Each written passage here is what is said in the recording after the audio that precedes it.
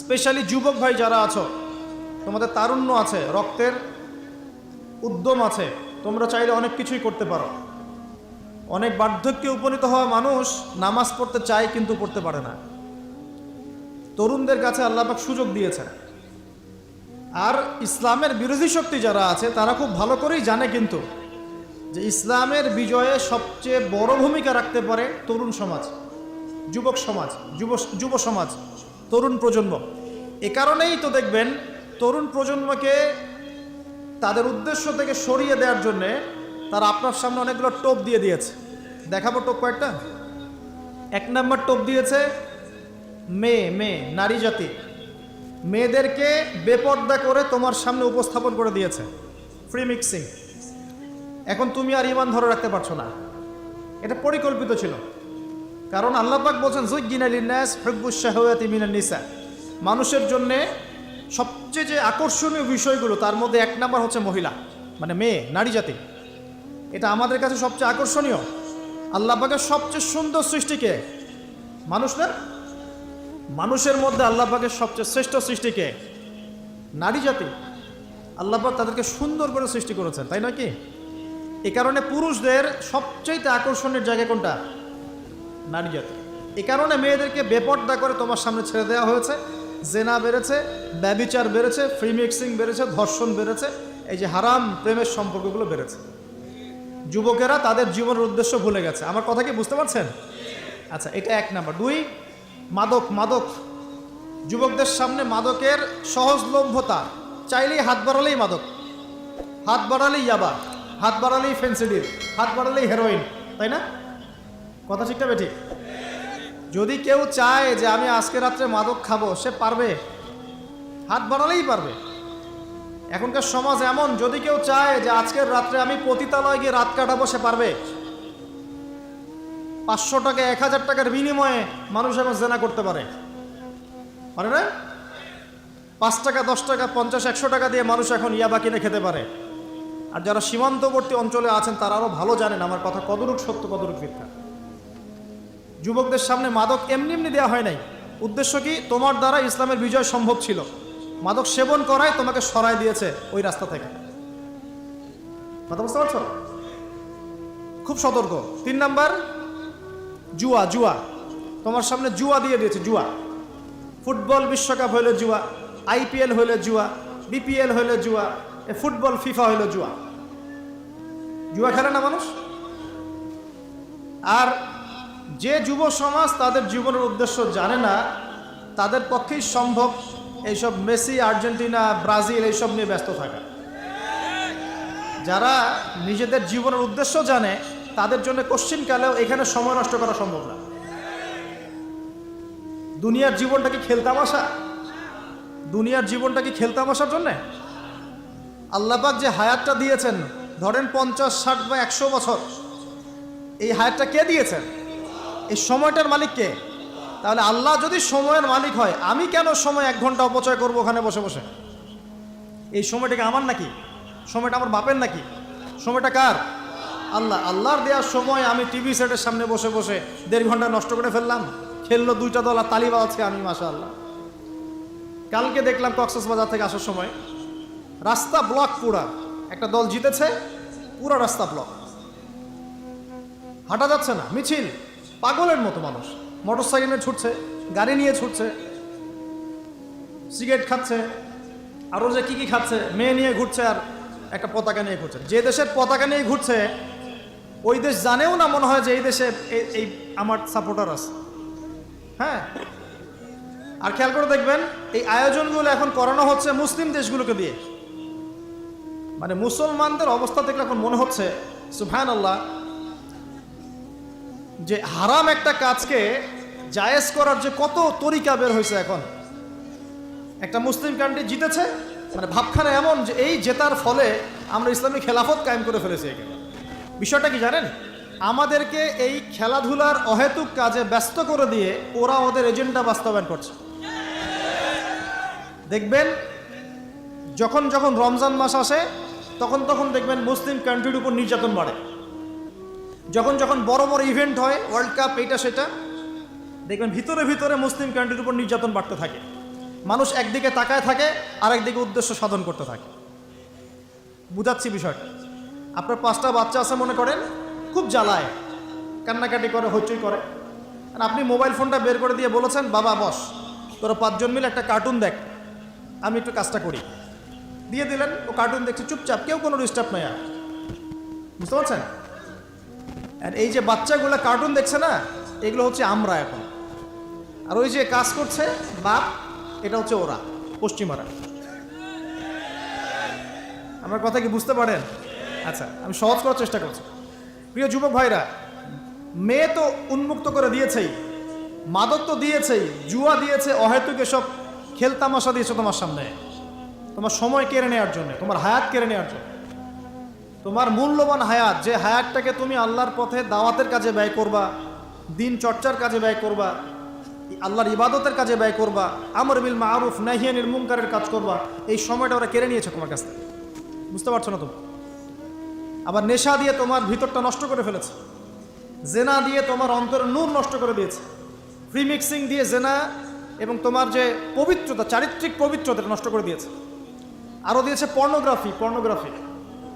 বেশিরভাগ যুব সমাজ এখন বাসায় গিয়ে রাতের বেলা পর্ন দেখে। দেখা যায় সারাদিন ভালো কাজ করে, বাসায় গিয়ে রাতের বেলা পর্ন দেখে। পর্নোগ্রাফি দেখে না বা দেখে নাই কখনো, এমন একটা ছেলে খুঁজে পাওয়া যাবে না এখন। আর যখন আপনি এগুলোতে অভ্যস্ত হয়ে যাবেন, তখন শরীর খারাপ হয়ে যাবে, মন ভালো থাকবে না, আপনি একাকী গোপন পাপ করবেন, শরীর দুর্বল হয়ে পড়বে। একটা মেয়ের দিকে আপনি সম্মানের চোখে তাকাতে পারবেন না, মনে হবে মেয়ে মানেই মনে হয় ভোগের বস্তু। পর্ণে আসক্ত যারা, তারা কোনো কাজে শান্তি পায় না, অস্থির। এমনকি তারা যদি বিয়ে শাদীও করে, তবু বৈবাহিক জীবনে সুখী হতে পারে না। কেন জানেন? নিজের শক্তি ক্ষমতাগুলো আগেই নষ্ট করে ফেলেছে। এবং অনেকগুলো মেয়ে যখন আপনি দেখবেন নগ্ন, তখন আপনার স্ত্রীকে আপনার কাছে সুন্দর মনে হবে না, মনে হবে এই মেয়ের চেয়ে মনে হয় ওই মেয়েটা সুন্দর, এর চেয়ে মনে হয় ওইটা সুন্দর। আর মেয়ের প্রতি সম্মান তো থাকবেই না, মেয়েকে মনে হবে একটা ভোগের বস্তু। যত বেশি পর্নোগ্রাফি বেড়েছে, তত ধর্ষণ বেড়েছে। দেখেছেন? পর্ন যত বেড়েছে, ধর্ষণ তত বেড়েছে। এমনকি ছোট ছোট বাচ্চারা পর্যন্ত রেহাই পাচ্ছে না। দেখেন না, ছোট ছোট বাচ্চা, 5 বছর 10 বছরের বাচ্চারা, মেয়ে বাচ্চাদের কথা বলছি, এদেরকেও ধর্ষণ করা হচ্ছে। যাদের ঘরে কন্যা সন্তান আছে, তারা খুবই এখন মানে বিপর্যয়ের মধ্যে আছেন আপনারা, আমরা। কারণ সমাজটা তো নষ্ট হয়ে যাচ্ছে।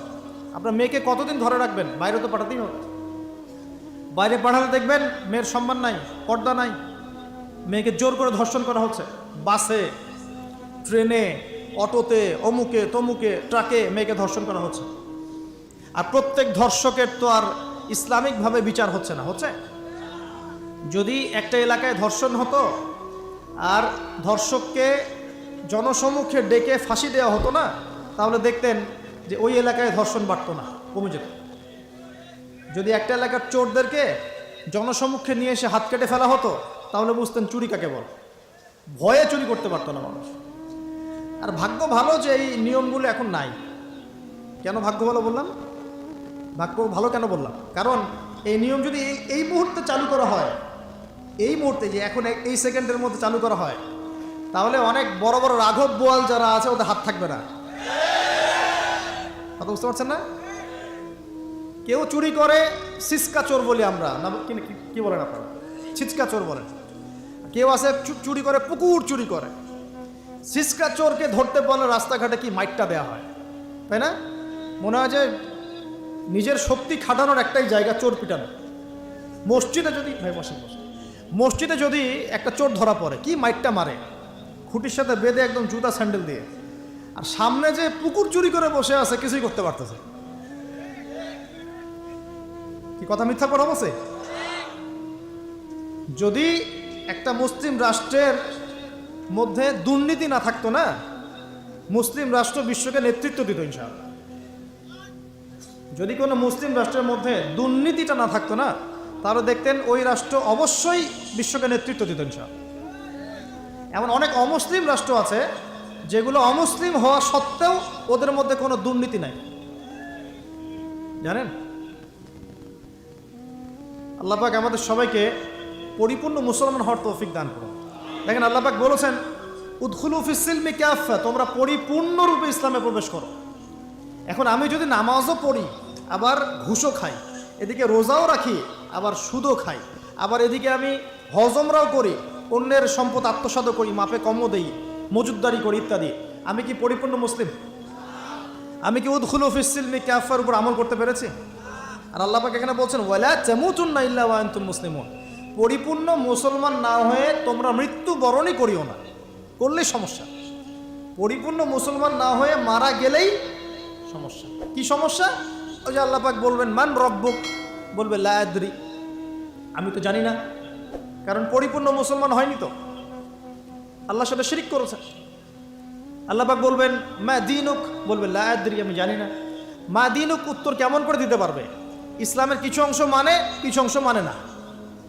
ইসলামের কিছু অংশ মানে, নামাজ, রোজা, হজ, যাকাত, তাসবিহ, তাহলিল সবই মানে, কিন্তু সুদ ছাড়তে হবে, ঘুষ ছাড়তে হবে, জেনা করা যাবে না, মদ খাওয়া যাবে না, দুর্নীতি করা যাবে না, মানে না। তাহলে মা দীনুক কি উত্তর দিবে? মান নবিয়ুক, কে নবী? উত্তর কিভাবে সম্ভব?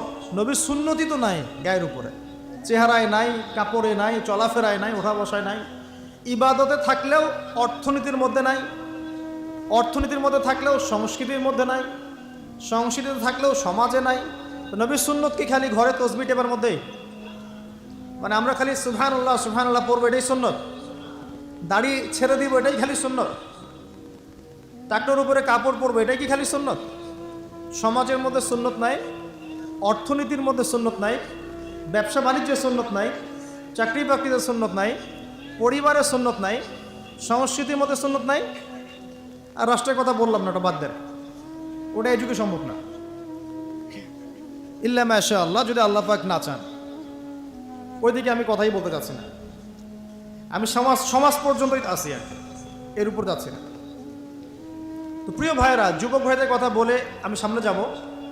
এক নাম্বার কি বলেছি, তোমরা সতর্ক থাকবে মেয়ে থেকে। কি থেকে? মেয়ে থেকে 100 হাত দূরে।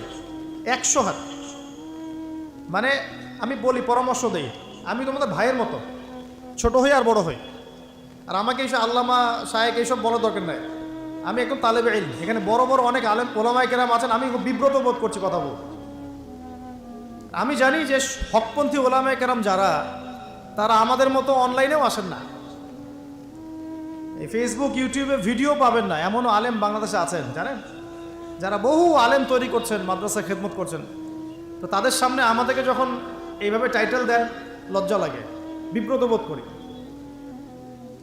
শেখার কোনো শেষ নাই। আমি একসময় মনে করতাম যে আমি যখন ইন্টারমিডিয়েটের পর থেকে চর্চা করা শুরু করছি, অনার্স মাস্টার্স পর্যন্ত, মনে করছি যে হ্যাঁ, মনে হয় ইসলাম সম্পর্কে ভালোই জানছি।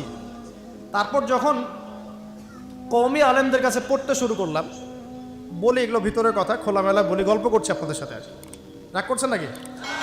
তখন বুঝলাম যে বিগত 5-7 বছরে তো আমি কিছু পড়াশোনা করছি বলে মনে হচ্ছে না। যেমন একটা হাদিস শো করে বললাম যে ওস্তাদ, এই যে আল্লাহ রাসূল সাল্লাল্লাহু আলাইহি ওয়াসাল্লাম বলেছেন যে একজন মুমিন ব্যক্তি আর একজন মুমিন ব্যক্তির আয়না স্বরূপ। কি স্বরূপ? আয়না স্বরূপ। তো আমি যদি অনলাইনে কোনো ভাইয়ের ভুল ধরিয়ে দেই সমালোচনার মাধ্যমে, তাহলে কি আমি হাদিসের উপর আমল করলাম না? তখন ওস্তাদ মিটিমিটি হাসছেন, বলছেন যে তোমার তো টুকটাক অ্যারাবিক গ্রামারের বেস ভালোই, তোমার কি মনে হয়? আমি বললাম যে আমার কাছে তো এটাই মনে হচ্ছে যে আমি যদি সমালোচনা করি, আমি তো এই আমর বিল মারুফ নাহি আনিল মুনকারের কাজই করলাম। তো তিনি বলছেন আসলে এই হাদিসের ব্যাখ্যা এমন হয়। কেমন ব্যাখ্যা? তুমি কি খেয়াল করো নাই? আমাকে বলছে তুমি কি খেয়াল করো নাই, তুমি যখন আয়নার সামনে গিয়ে দাঁড়াও, তখন আয়না কিন্তু তোমার সাথে কথা বলে না, আয়না নীরব থাকে, স্থির থাকে, কিন্তু তোমার দোষ ত্রুটি কোথায় আয়না কিন্তু দেখিয়ে দেয়। মনে করেন, বুঝাচ্ছি, মনে করেন আপনার গাল কেটে গেছে, আপনি আয়নার সামনে দাঁড়িয়েছেন, আয়না কিন্তু আপনাকে বলে দিবে না এই যে তোমার গাল কাটা, এই ছেলে তোমার গাল কাটা, হ্যাঁ এই মেয়ে, এই ছেলে তোমার এই সমস্যা ওই সমস্যা, বলবে? চুপচাপ থাকবে, আয়না দেখিয়ে দিবে আপনার ভুলটা কোথায়। তো তিনি আমাকে হাদিসের ব্যাখ্যা শিখাচ্ছেন, বলছেন যে একজন মুমিন ভাই যদি কোনো ভুলের উপর থাকে, তুমি সঠিকটা আমল করে ওর সামনে দাঁড়িয়ে দেখিয়ে দিবে যেটা সঠিক। তো বুঝলাম, যতদিন যাচ্ছে আমি বুঝতে পারছি যে আসলে এই জ্ঞানের সমুদ্র যে কত গভীর, 100 বছর হায়াত দিলেও মনে হয় শেষ করতে পারবো না। তো প্রিয় যুবক ভাইরা, নসিহত করছি, সেটা হচ্ছে যে দিনের জ্ঞান অর্জন করতে হবে। জ্ঞান অর্জনের কোনো বিকল্প নাই। আর জ্ঞান অর্জনের জন্য শুধুমাত্র ফেসবুক, ইউটিউব যথেষ্ট নয়। এগুলো কনস্ট্রাকটিভ কোনো মাধ্যম নয়, বরং ফিতনা ছড়াবে এগুলো কিন্তু বেশিরভাগ ক্ষেত্রে ফিতনাই ছড়াচ্ছে। আপনার কাছে মনে হচ্ছে হয়তো যে অনেক কিছু লাইভ হচ্ছে, আমরা পাচ্ছি, হ্যাঁ, অনলাইনের মাধ্যমে জানছি, হ্যাঁ ঠিক আছে, স্বীকার করি ভালো আছে, কিন্তু এর মন্দটা অনেক বেশি। এর মধ্য দিয়ে আলেমে বিভক্তি হয়ে গেছে। এর মধ্য দিয়ে একে অপরের সাথে আমাদের সম্পর্ক নষ্ট হয়ে যাচ্ছে। গীবত, তহমত, সমালোচনা, কাদা ছড়াছড়ি সংস্কৃতি বাড়ছে, ঐক্য বিনষ্ট হচ্ছে, অনেক সমস্যা হচ্ছে। আর এগুলো কনস্ট্রাকটিভ সিলেবাস নয়। সিলেবাস আপনাকে ওলামায়ে কেরামের কাছে এসে জানতে হবে। আমি বলছি 1 নাম্বার কোরআন থাকবে। আপনাদের জেনারেলদের জন্য বলছি, কারণ আপনাদের জন্য এটা এত সহজ হবে না। মাদ্রাসা যারা পড়া শুরু করেছেন ছোটোবেলা থেকে তাদের জন্য সহজ, আপনাদের জন্য এত সহজ নয়। সিলেবাসগুলো জেনে রাখেন। কোরআন পড়তে হবে আগে, পবিত্র কোরআনের বিশুদ্ধ তেলাওয়াত শিখতেই হবে, এবং প্রত্যেক দিন চেষ্টা করবেন 1 পৃষ্ঠা 2 পৃষ্ঠা, আধা পারা 1 পারা করে তেলাওয়াত করার জন্য। তেলাওয়াতের কোনো বিকল্প নাই, প্রত্যেক হরফে 10 নেকি পাবেন ইনশাআল্লাহ। এরপরে এর ভাষা আছে, কোরআনিক গ্রামার আছে, নাহু সরফ। আর এই বইগুলো আপনি একা পড়তে পারবেন না। এই বইগুলো পড়তে হলে ওস্তাদ লাগবেই। এক একটা বই 2 বছর করে পড়তে হইতে পারে, পড়তে হবে। যদি আপনি কোরআন জানতে চান, বুঝতে চান, পড়তে হবেই। আর যদি মনে করেন না আমার এত জানা বোঝার দরকার নাই, সেটা আলাদা বিষয়। তখন আপনি ওলামায়ে কেরামের কাছে গিয়ে জিজ্ঞাসা করে মাসআলা নিয়ে নেবেন। এখানে একটা কথা বলে দিই, এখন আবার একটা নতুন আমি ফিতনাই বলবো বের হয়েছে যে আলেম ওলামার প্রয়োজন নাই, কোরআন হাদিস বাসায় পড়বা, নিজে একা একাই মুস্তাহিদ হয়ে যাবা। অনেক দিনই ভাইকে দেখছি আমি, যুবক, ইয়াং, তার আগে বিপদগামী ছিলেন, হেদায়েত হয়ে ইসলামের দিকে এসেছেন, এখন প্রথমেই সহিহ বুখারী টান দিয়ে পড়া শুরু করে। কে বললো আপনাকে প্রথমে সহিহ বুখারী পড়তে? আপনি কি এক লাভ দিয়ে এই মেডিকেল সায়েন্সের বই পড়তে যাবেন? এত কঠিন কঠিন বই আগে কেন? এই বইগুলো পড়তে ওলামায়ে কেরামের 15-20 বছর সময় লাগে। 15-20 বছর সময় লাগে। 15 বছর বেশি বলে ফেলছি মনে হয়। আমাদের মতো হলে 20 বছর লাগবে। কঠিন বই আগে না, আগে সহজ বইগুলো পড়তে হতো। তো ভাবখানা তখন দেখা যায় এমন, কয়েকটা হাদিসের কিতাব পড়ে, কোরআনের কিছু অনুবাদ পড়ে, আলেম ওলামার আর দরকার নাই, কোনো মাযহাবেরও দরকার নাই, আমি নিজে একাই মুস্তাহিদ। এটা একটা ফিতনা চলছে। তো আমি বুঝাচ্ছি আপনাকে। একটা মাসআলা ধরেন আপনার সামনে আসলো, মনে করেন ওই যে আমি পেপার মানি নিয়ে কথা বলেছিলাম না, কাগজের টাকা। এরপর আসছে ক্রিপ্টোকারেন্সি। কি আসছে? নাম শুনেন নাই? ইলেকট্রনিক মানি তো চলে আসছে, যে ইলেকট্রনিক মানি দিয়ে আপনারা লেনদেন করছেন না। এরপরে আসবে ক্রিপ্টোকারেন্সি। ক্রিপ্টোকারেন্সি মানে বিটকয়েন। এগুলো ভবিষ্যৎবাণী না, কিন্তু কিছু মানুষ মনে করে এগুলো ভবিষ্যৎবাণী। এগুলো ভবিষ্যৎবাণী না, এগুলো বর্তমান। অলরেডি পৃথিবীর কিছু কিছু দেশে চলে আসছে, হয়তো বা এদেশেও অচিরে আসবে। তো মনে করেন এখন আপনি একজন সাধারণ মানুষ, ক্রিপ্টোকারেন্সি কী জিনিস আপনি বোঝেন না। এখন আপনি একজন আলেমের কাছে আসলেন, এসে বললেন যে হুজুর, ক্রিপ্টোকারেন্সি কী জিনিস আমি বুঝি না, এটা হালাল না হারাম, জায়েজ না জায়েজ, কতটুকু রাখা যাবে রাখা যাবে না, মাসআলা দেন। এখন আমি যদি আপনাকে বলি, এই যে ভাই নেন কোরআন, এই যে তাফসীর ইবনে কাসির নেন, জালালাইন নেন, মারিফুল কোরআন নেন, এই যে বুখারী, মুসলিম, তিরমিজি, আবু দাউদ, নাসাই, সবগুলো নেন, বাসায় গিয়ে পড়াশোনা করে মাসআলা বের করেন, পারবেন? সম্ভব?